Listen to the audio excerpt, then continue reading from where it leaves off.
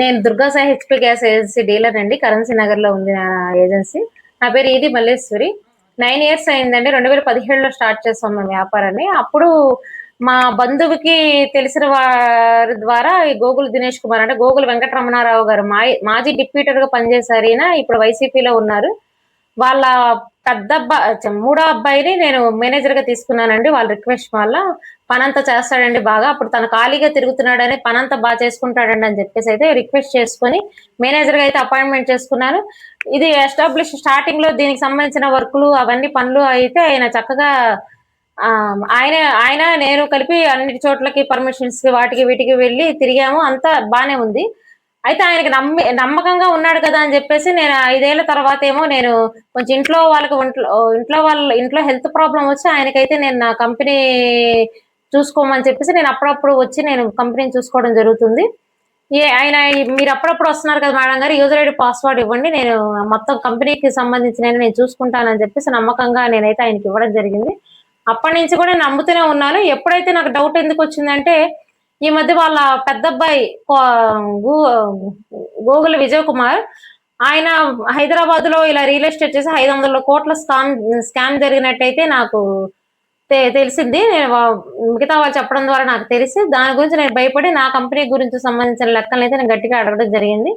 అడిగిన కానించి ఆయన చాలా వేరియేషన్స్ చూపిస్తూ నన్ను ఆఫీస్‌లో కూడా ఎంటర్ అవ్వనివ్వకుండా, ఆఖరికి ఈ మధ్య జరిగిన ఇన్స్‌పెక్షన్స్ కూడా నాకు సమాచారం ఇవ్వకుండా అలా చేశాడు. నన్ను ముందు ఆఫీస్‌లోకి రానివ్వకుండా, నేనొచ్చినప్పుడేమో ఆయన లేకుండా ప్రొప్రైటర్ రూమ్‌కి తాళం వేసుకొని ఎళ్ళిపోవడం, అలా జరుగుతా వస్తుంది. ఇంక నేను గట్టిగా అయితే ఈ నెలలో చాలా గట్టిగా అడిగైతే నేను తీసుకుందామని అనుకున్నాను. తీసుకుందాం అనుకున్నప్పుడైతే పూర్తిగా మనిషి అయితే స్టాఫ్‌ని కూర్చోబెట్టయితే మనిషి పూర్తిగా ఆఫీస్‌కి రావడం మానేసాడు. నేను ఫోన్ చేస్తే గూడా మా బంధువులు చనిపోయారు. నేను ఆ పనుల మీద ఉన్నాననైతే నాకు చెప్పాడు. ఇంక నేను 2, 3 రోజులు చూసి ఇంకా కంపెనీకైతే ఇంక నేను ఆయన తాళాలు తీసేసి నా తాళాలైతే వేసుకోవడం జరిగింది కంపెనీకి, గోడౌన్‌కి. అప్పటినుంచైతే ఇంక నేను స్వాధీనం చేసుకున్న మొదటి రోజే సివిల్ సప్లై వాళ్ళనైతే పంపించేసి ఇక్కడ సివిల్ సప్లై వాళ్ళు వచ్చైతే ఇక్కడ ఇన్వెస్ట్ వాళ్ళొచ్చైతే బండలు స్టాక్ లేదు అని చెప్పేసి వాళ్ళు కూడా మాట్లాడడం జరిగింది. మేడం నా దగ్గర స్టాకు సంబంధించిన వివరాలు లేవు. ఇలాగా పోలీస్ కంప్లెయింట్ కూడా ఇవ్వడం జరిగింది మా మేనేజర్ మీద. మాకు కొంచెం టైం ఇవ్వండి అంటే, వాళ్ళైతే గోడౌన్‌కి తాళాలు వేసుకోవడం జరిగింది. కన్స్యూమర్స్ ఇబ్బంది పడడం వల్ల నేను హైకోర్టుకెళ్ళైతే స్టే తీసుకోవాల్సొచ్చింది.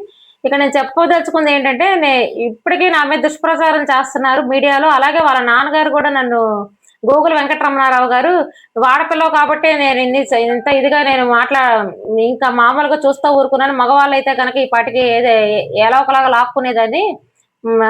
మర్యాదగా అప్పజెప్పేసి మాకు కంపెనీ అప్పజెప్పేసి వెళ్ళమనైతే బెదిరిస్తున్నారు. వాళ్ళ పెద్ద కుమారుడు, మూడో కుమారుడు అలాగే గోగుల వెంకటరమణారావు గారు కూడా నన్ను బెదిరించడం జరిగింది. దాని మీద నేను పోలీసులకు కంప్లెయింట్ కూడా ఇవ్వడం జరిగింది. అలాగే పోలీస్ కమిషనర్ గారిని కూడా కలవడం జరిగింది.